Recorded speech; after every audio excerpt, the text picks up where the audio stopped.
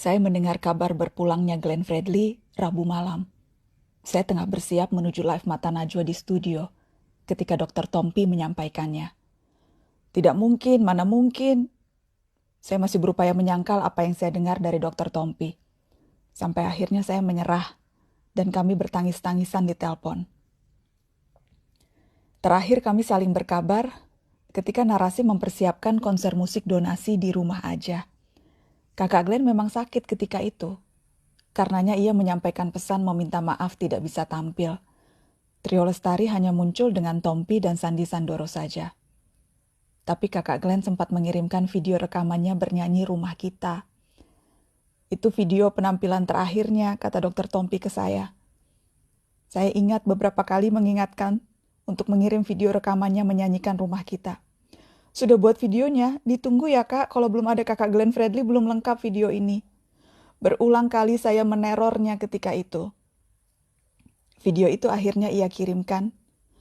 Dan baru kemudian saya tahu, ia menahan sakit saat menyanyi dan merekam dirinya sendiri menyanyikan lagu Rumah Kita. Saya membaca lagi percakapan itu. Tambah hancur hati saya. Ya Allah, andai saja saya tahu itu akan menjadi percakapan terakhir kami.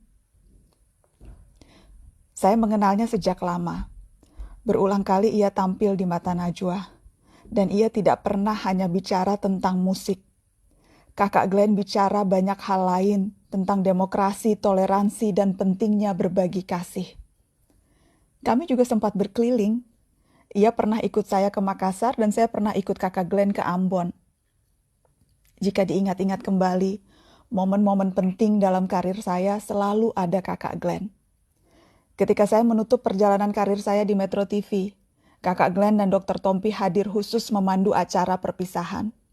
Ketika saya galau masa-masa jeda dari televisi, kakak Glenn mengajak saya yang tidak bisa menyanyi ini untuk tetap terlibat dalam konser ulang tahunnya.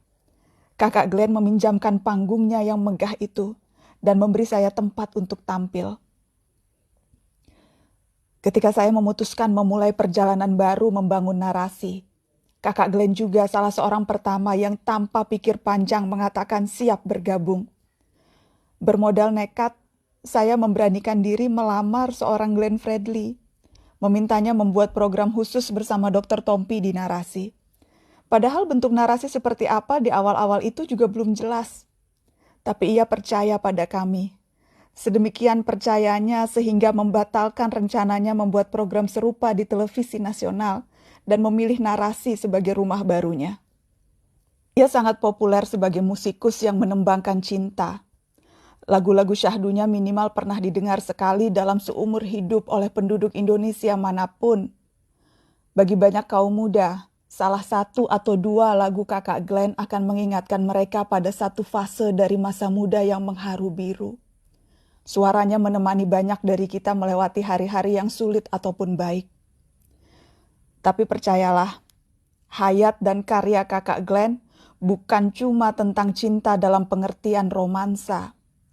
Pada awal dan pada akhirnya, cinta dalam hayat dan karya kakak Glenn adalah tentang kemanusiaan. Saya pernah mengajak kakak Glenn tampil di Syihab Syihab bersama Abi Quraish Syihab.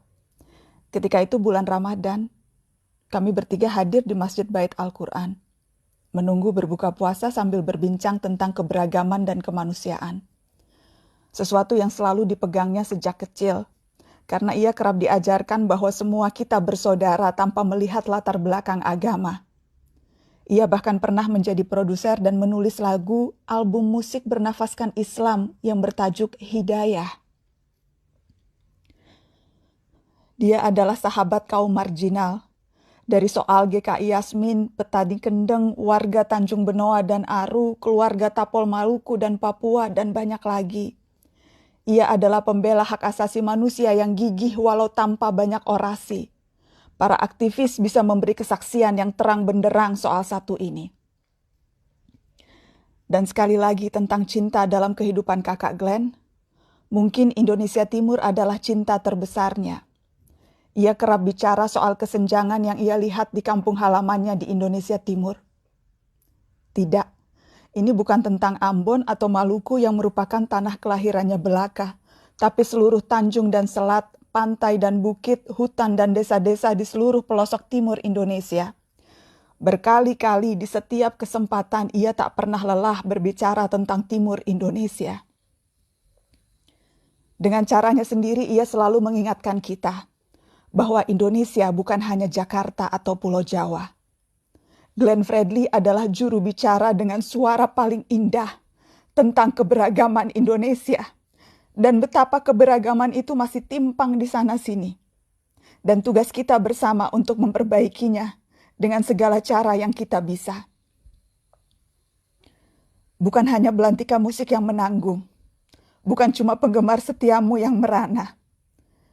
Indonesia dan peran-peran kemanusiaan yang pernah kau isi itu ikut merasa kehilangan, Kak. Tadi malam saya memberitahu Abi Kures soal kamu, Kak Glenn. Abi Kures kemudian berucap, kita yakin bahwa rahmat Tuhan yang maha luas menyentuh semua makhluknya. Amin ya Rob.